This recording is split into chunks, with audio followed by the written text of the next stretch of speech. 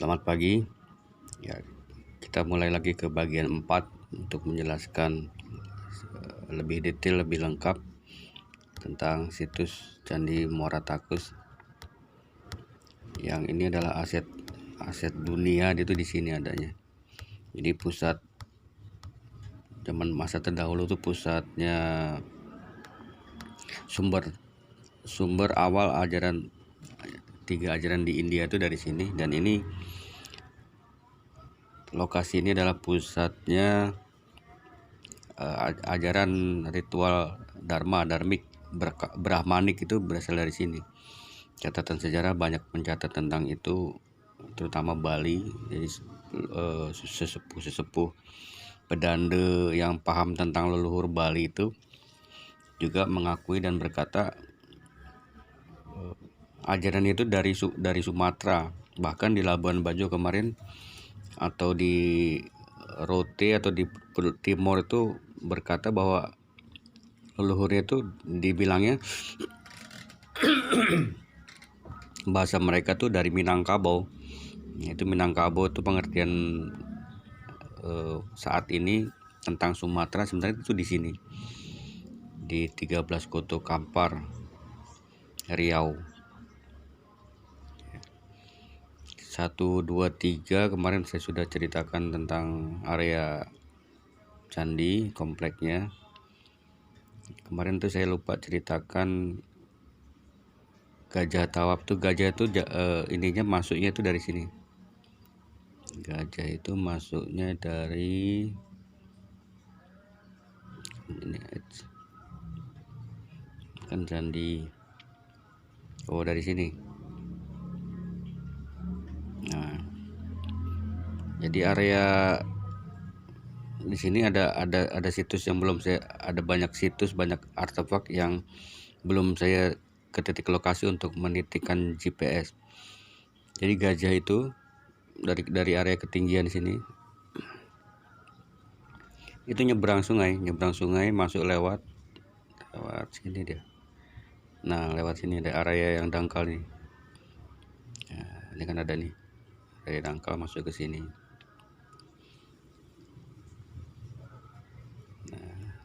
Nah, di sini area dangkal sini, nyebrang jalan ke sungai, nyebrang baru masuk ke sini, itu gajah. Kemudian nah nih, area sini di masa 10.013 saat Chola kesini pun sebenarnya ini masih ada bangunan-bangunan yang bentuknya seperti gambar muka video yang kedua itu, seperti itu bentuk dasarnya ya, ke bentuk bangunan rumah-rumah lontio istilah sana. Itu mirip gonjong-gonjong, tapi beda gonjongnya dengan ciri khas bangunan di sini. Nah, di sini ada Bukit Kanawa. Bukit Kanawa itu teras siring. Jadi makin ke atas makin mengecil. Nah, di setiap bentuk lingkaran seperti bulan sabit yang terbalik, yang disusun saling ada 4 bulan sabit. Kalau untuk menggambarkan visualisasinya ya, bentuk bulan sabit yang dihadapkan punggungnya, dan ada 4 bulan sabit yang punggungnya saling berhadapan. Kemudian bagian bawah 4 bulan sabit itu makin kecil, makin ke atas makin kecil. Nah, itu di atas tanah, jadi teras siring seperti itu gambarannya. Saya belum ke sini, tapi nanti kalau ada rezeki saya eksplorasi, saya akan ke sini, saya akan titikkan, dan titik itu nanti saya buatkan biar mudah dipahami. Jadi teras siring itu tempat duduk kontemplasi spiritual para Brahman. Keistimewaannya di area sini kedap suara. Jadi kalau orang yang meditasi di sini, yoga, batara, tapo, upasena, kamala, itu di area sini itu kedap suara. Dan itu real. Jadi di area sini lengkap menyimpan apa yang saya katakan. Dharma itu berasal dari sini. Selain yang di sini nih, yang bukit ada air terjun Panisan Panisan itu tempat lahirnya, desa kelahirannya Sariputra tuh Upatisa Panisan itu di sini Sariputra, yang namanya ada di Nalanda India, di Stupa Sariputra itu. Ibunya Sari, bapaknya Madara, itu terlahir di sini. Bapaknya bikin kitab Madara Sastra yang dipelajari di Nalanda.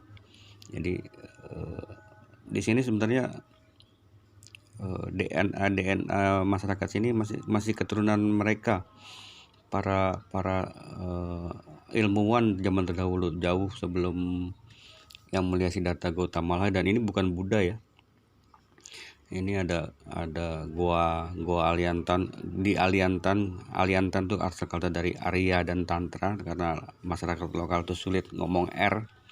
Jadi Arya Tantra itu tersingkat menjadi Aliantan. Jadi Aliantan. Ada Gua Garuda, Gua Hanoman. Nah, di situ tempat kontemplasi. Jadi kalau ke Muara Takus sempetin mampir ke Aliantan, itu ada Bukit Suligi Hill.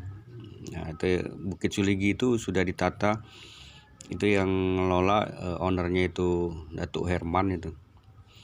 Itu kalau ke sana harus nginap di sana, kemudian ke goanya. Di goa itu syukur kalau sama saya bisa jelaskan itu tempat kontemplasi itu ada beberapa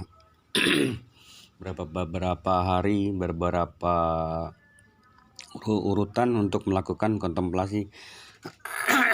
Yang belajarnya kontemplasi itu di gua ini. Jadi belajarnya kelas itu di universitas ini, kemudian belajar kontemplasinya itu di goa. Banyak goa selain goa itu, Gua Hanoman, Gua Garuda ya. Itu ada paling lama itu 40 malam.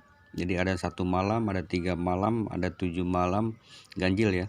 Yang tertinggi itu 40 malam. Dan setiap gua itu punya mentor, mentor istilahnya, yang membimbing bagaimana cara berkontemplasi. Jadi satu gua itu ada beberapa murid, ada beberapa pelajar yang melakukan meditasi di situ dan dipimpin, dimentoring oleh satu orang. Jadi tidak sembarangan. Jadi punya metode mereka terdahulu tuh mempelajari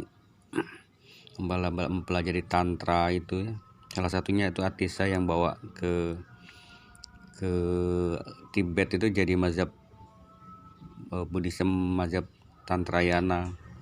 Ya, itu. Jadi leluhur kita tuh dulu metodologis dalam mempelajari dharma gitu.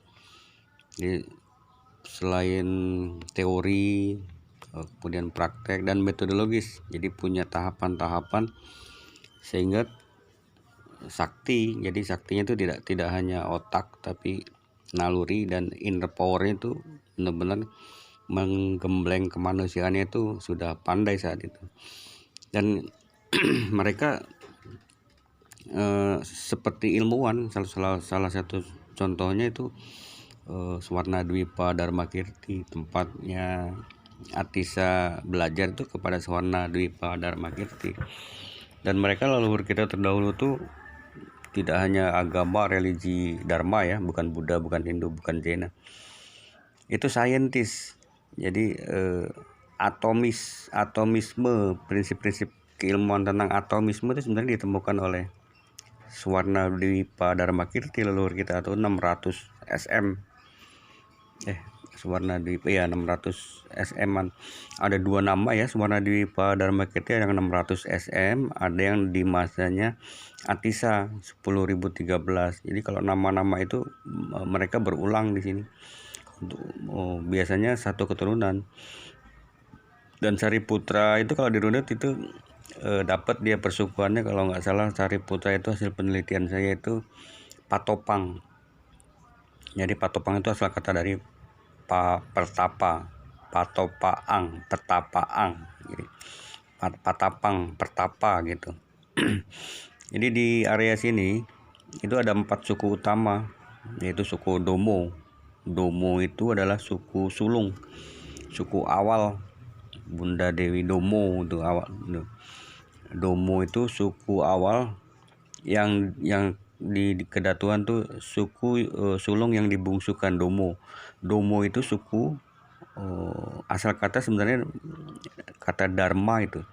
Dharma itu kan dhamma, kalau di Pali itu kan disebutnya dhamma. Kalau dharma itu Sanskerta, kalau bahasa Pali. Jadi Pali itu zaman-zamannya Buddhis, zaman-zaman Siddhartha Gautama itu dicatat dengan bahasa Pali. Makanya dharma itu disebutnya dhamma. Ya kan mirip dengan suku Domo.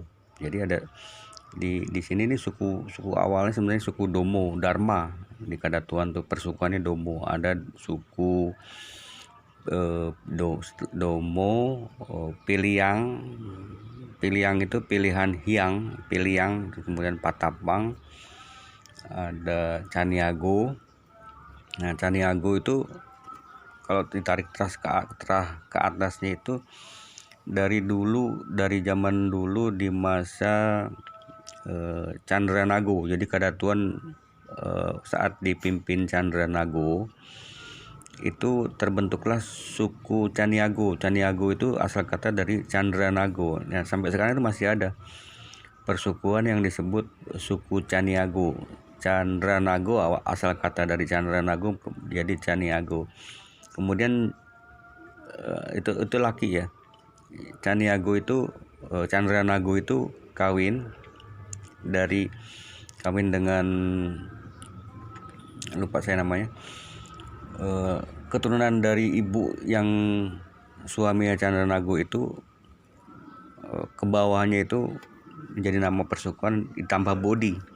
Jadi Bodhi Caniago. Nah, itu keturunannya dari ibu ke bawah itu tambah Bodhi Caniago. Jadi di sini garis darah ini sebenarnya jelas kalau kita mau selidiki suku persukuannya menyimpan lengkap data-data kesejarahan, kemudian nama persukuannya itu bisa ditarik silsilah ke atasnya, dapat sampai apa yang ternamakan Dharmapala, Dharmadasa, Sariputra.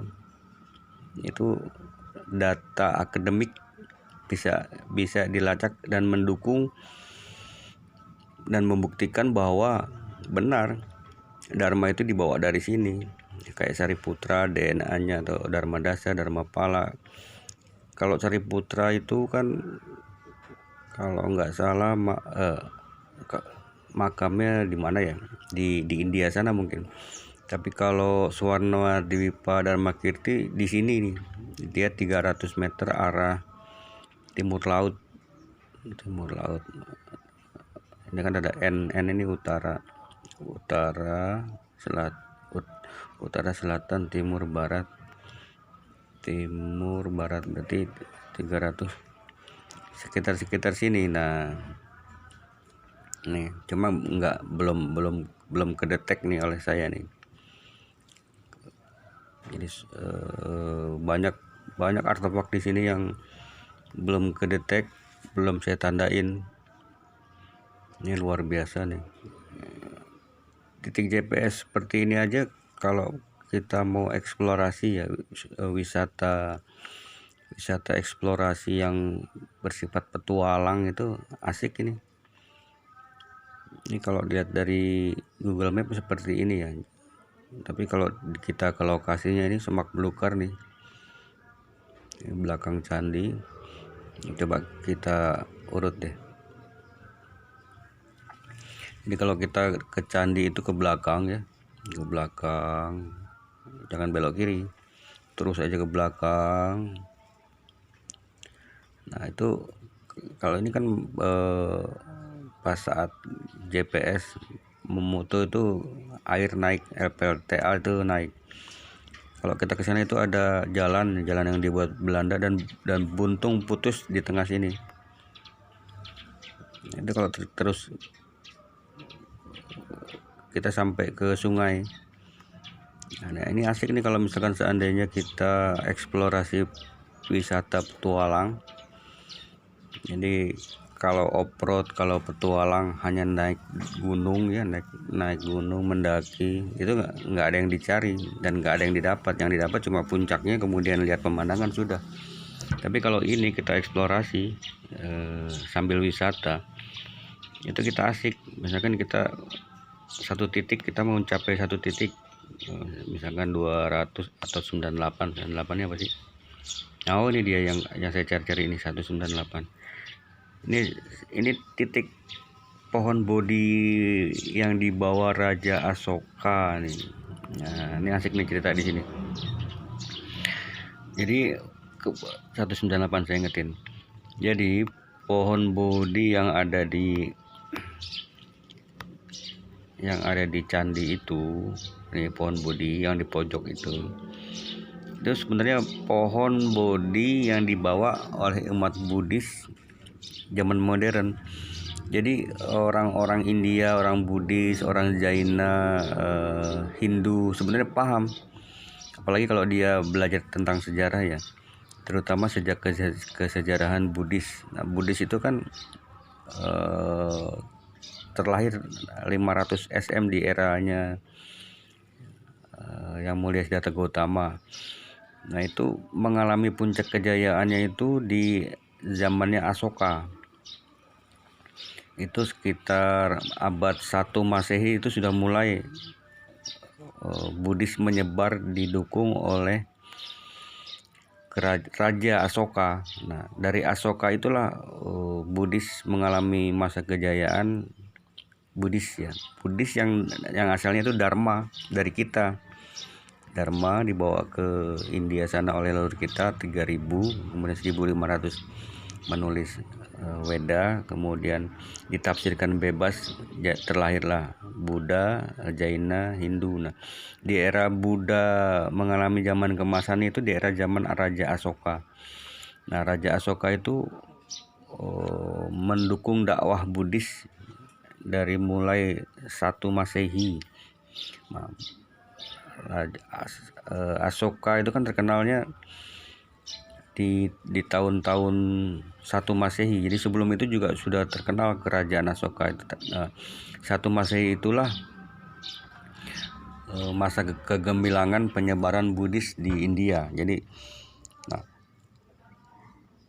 Raja Asoka pertama itu karena mereka paham ajarannya itu dari sini, itu rutin setiap tahun keluarganya itu ya, di catatan sejarah India di barat itu mencatat itu di kitab apa itu, Raja Asoka itu rutin bawa yang namanya kenangan dari tanahnya sana, tanahnya India, ziarah ke Nusantara. Di antaranya yang saya dapat ya, itu Raja Asoka pertama. Terus kemudian ada anak-anaknya juga itu yang nggak ke Nusantara aja sebenarnya, ada ke Thailand, ada ke mana gitu ya.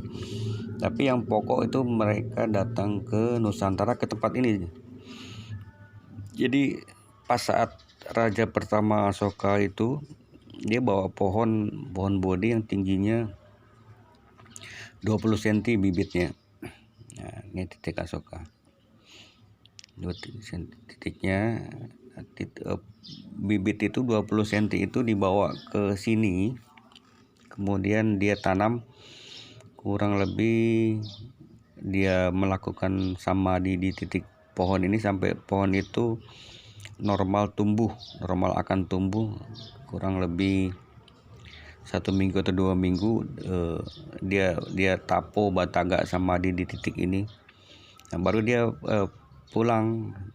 Mungkin sebelum pulang dia lakukan ritual Dharma di sini kan. Bukan Buddha ya, bukan ritual Dharma, bukan ritual Buddha. Jadi di era-era Saka itu sepertinya tidak terlalu berbeda dengan, karena masih sedikit, masih jaraknya masih tidak terlalu jauh ya antara Dharma yang dibawa oleh leluhur kita 600 SM, kemudian 500, kemudian Buddhis yang Siddhartha Gautama itu kemungkinan belum banyak terdistorsi. Jadi seperti tidak beda antara Dharma yang di asli original ini di Moratakus ini, dan sampai saat itu Dharma original itu tersimpan di Bali. Itu seperti tidak beda antara Buddhis. Jaina juga sebenarnya dari Dharma juga. Cuma dia Mahavira itu terlalu ekstrim untuk mencapai moksanya lah ya, untuk mencapai kontemplasinya tuh dia ekstrim. Mahavira itu di era yang sama ya, di era yang sama dengan Siddhartha Gautama. Kalau kita lihat Wikipedia atau googling itu, Mahavira Jaina itu bertelanjang dia untuk mencapai kemoksaan istilahnya dengan ekstrim untuk instan sepertinya. Dia tuh bertelanjang badan, kemudian sepertinya dia agak menyiksa diri untuk kontemplasinya. Dan itu sebenarnya Hindu pun lakukan itu. Ada sekte-sekte Hindu yang juga ekstrim untuk melakukan kontemplasi itu. Jadi dalam kesejarahan area Muratakus itu mencatat dan masih menyimpan jejak pohon Asoka. Jadi waktu saya kesini itu saya sempat ambil akar dari pohon Asoka ini saya simpan. Maksudnya nanti kalau seandainya diperiksa di lab, bisa jelas bahwa Asoka ini memang bukan jenis pohon yang ada di sekitar ini gitu. Saya simpan itu akar dari pohon Asoka ini, dan pohon ini masih ada sampai saat ini.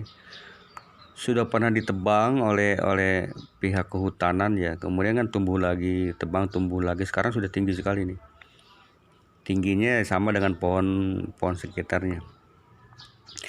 Jadi kalau kita mau wisata eksplorasi untuk mencapai titik pohon Asoka ini asik. Jadi ada turun bukit, kemudian semak-semak, bukan hutan alami yang serem gitu, enggak, tapi asik karena medan itu naik turun, licin, ada batu, ada tanah. Sepertinya untuk wisata petualangan bagus sekali nih, kan ada sungai nih. Ini sebenarnya dekat ini 198 ini pohon Asokanya. Ada ini sebenarnya kolam pemandian. Ini kan kalau dari jaraknya itu ke pohon Bodhi itu 786 meter, nggak sampai 1 kilo jaraknya ke pohon Bodhi asli Raja Asoka. Tapi karena medannya di sana jarang dilihat orang, jarang disentuh orang, ya semak belukar, tapi asik untuk eksplorasi kesejarahan, wisata petualangan itu asik sekali. Jadi potensi ini area sini untuk saya punya obsesi ini wisata edukasi religi pra-Islam sebenarnya bagus di sini. Di sini awal mula Hindu, Buddha, Jaina di India tuh dari sini. Jadi kalau ini kita recovery lengkap ya, nggak hanya ininya aja, nggak hanya area di candinya ini tempat wisata edukasi yang lengkap, sini lengkap. Ini ada universitasnya ya. Bahkan kalau mau bikin universitas lagi jangan di Muara Jambi tapi di sini. Muara Jambi itu salah satu cabang dari sini sebenarnya. Ini namanya Dharmapala. Jambi itu Cakrapala. Dan di Jambi itu kan nggak lengkap ininya data-data yang mendukung tentang itu ya. Dia hanya seperti universitas, ya benar universitas, tapi tidaklah itu jadi pusat ritual dharma, karena di situ tidak ada apa yang dicatat oleh Pahuan ya, data-data sejarah yang mendukung. Kalau ini kan equinox yang dilihat Wahian, Pejabat Tiongkok kan di sini. Jadi equinox itu hanya ada di sini, bukan di Palembang atau di Muara Jambi. Jadi untuk publikasinya pun kalau ini dibuat sebagai maskot untuk landmark, untuk maskot untuk dunia, sebenarnya cocok di sini. Karena apa? Data kesejarahan, data astronomi mendukung. Kalau di Jambi atau tempat lain itu nggak ada data sejarahnya mendukung. Misalkan kayak Pahuan bilang orang tanpa bayang, bukan di Jambi atau bukan di Palembang, tapi di sini. Itu data kesejarahan yang mendukung banyak di sini. Kemudian Sariputra untuk promosinya. Sariputra tuh kelahiran sini dan dia belajarnya tuh di sini. Desanya pun tadi di Panesan itu. Ini banyak yang mendukung kalau di sini. Jadi ya nggak terlalu sia-sia sih kalau seandainya bikin universitas tertua anggapan di Jambi ya. Cuma para sejarawan harus berpikir ulang mendukung hal-hal itu. Jadi jangan asal ngeblat nggak berdasar, nanti sia-sia, buang-buang energi, buang-buang biaya, malah bisa juga dicemoohkan oleh dunia. Dasarnya apa? Sama Nalanda aja, lebih tua Nalanda kok di situ dibilangnya universitas. Dan sejarawan itu sebenarnya harus mikir deh, jangan juga terus bilang itu Buddha. Dasarnya apa Buddha? Siapa yang bawa ke sini? Jadi bukan Buddha candi-candi di Nusantara itu, tapi Dharma itu yang melahirkan 3 ajaran di sana, dibawa leluhur kita kaum Saka, kaum Arya ke sana. Nama-namanya itu jelas kalau versi Santo Saba itu ada Dharma Dasa, Dharma Pala, ada Sariputra, itu dari sini. Jadi leluhur kita yang ke sana menjadikan lahirnya 3 ajaran di sana, bukan orang yang sana ke sini. Siapa orang India yang ke sini itu siapa? Sampai masuk ke pelosok-pelosok sini itu siapa?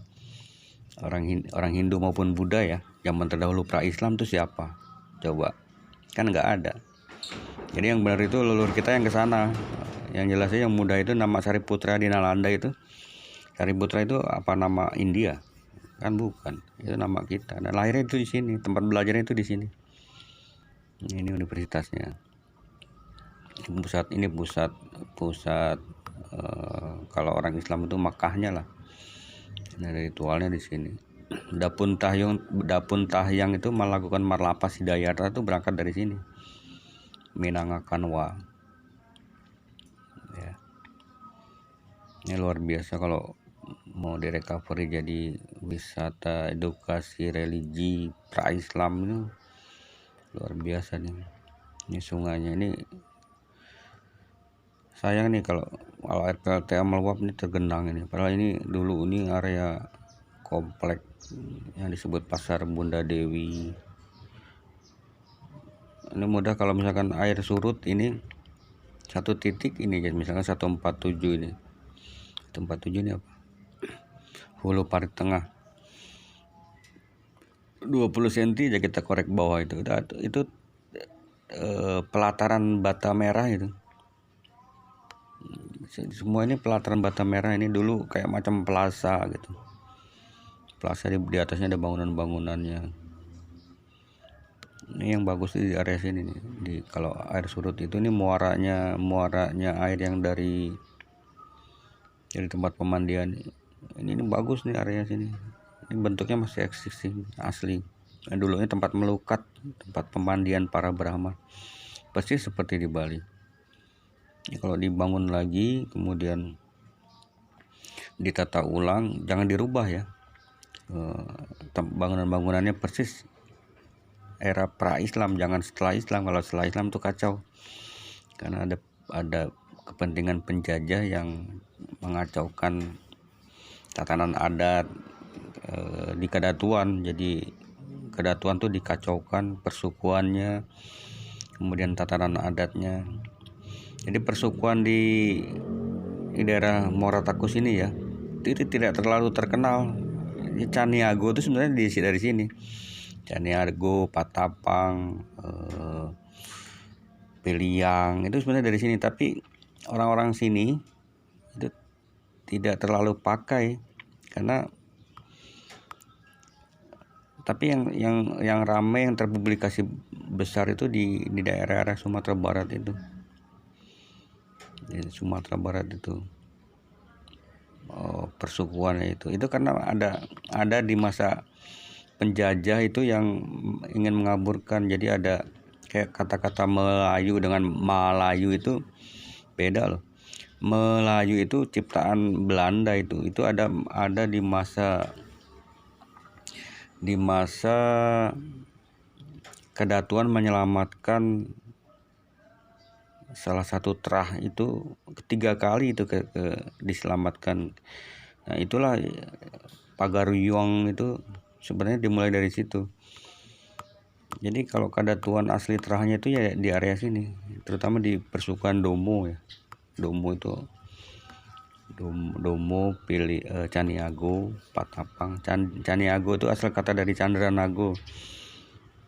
Candranago itu nanti saya cerita tentang Datu Indra Brahman yang area dan yang terah Kedatuan yang berislam, Sang Hyang Datu Indra Brahman. Nah, itu kalau versinya Eski Fatimi saat Sriwijaya berislam itu disebut namanya itu Indrawan, padahal nama lengkap itu Sang Hyang Datu Indra Brahman.